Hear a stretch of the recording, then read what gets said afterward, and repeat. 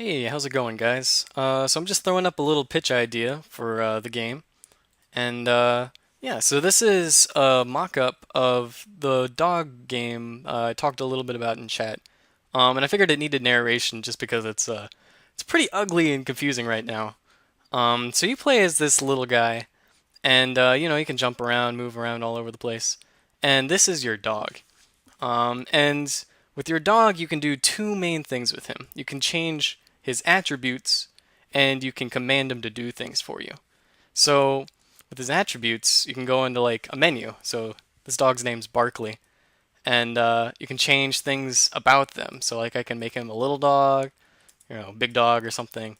I can make him like spiky or rock hard or something or camouflage. Whatever. Just it's sort of a mock-up idea. Uh, and the most important part is a command menu. So I can tell the dog what to do. Um, so let's say I want him to, walk forward towards me. I can hit the walk button, and then I'll have a number of units. So I can say I want him just to go 1 unit distance, and just go. So he'll do that. He'll go the distance that I told him to go. Uh, so I have a hotkey for a follow, which makes the dog come with me wherever I go.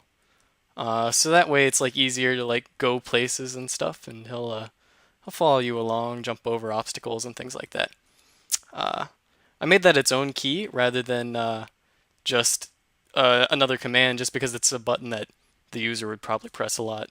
Uh, so the way it's set up is follow is its own entity that kind of runs on its own. So say I'll do a walk again. I'll make him walk 2 units this time, and I'll just make him do it. But follow is still on, so he'll come back to me after he's finished. What I can do instead is make him walk 2 units again, and then use stay. And that'll like tell him to stop, and he'll stop at the position that I wanted him to stop at. Uh, so he's got all sorts of different things he can do, like he can jump. A lot of these buttons don't really do a whole lot yet. It's more just kind of like a mock-up of what things can happen eventually. So he can jump really high and do all sorts of exciting things. So let's say, oh, here's a wall. Like it's way too much. I can't jump over that. So you'd have to think about what can you do to get over it. I could go into his menu and make him bigger and help climb up on top like that, or I can use a command and see I can make him walk forward and jump, and I'll just climb on top of him, and that way I can get over the little ledge, and just like that. Um, you're gonna follow me. Oh, look at that! Oh, there's a bad guy. That's terrifying.